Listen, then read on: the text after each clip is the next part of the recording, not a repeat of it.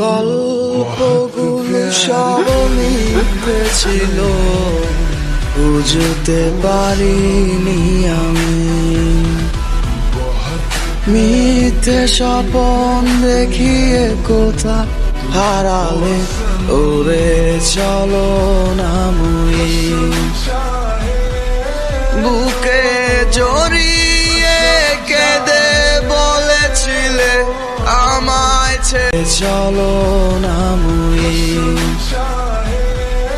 বুকে জড়িয়ে কেঁদে বলেছিলে আমায় ছেড়ে যেও না।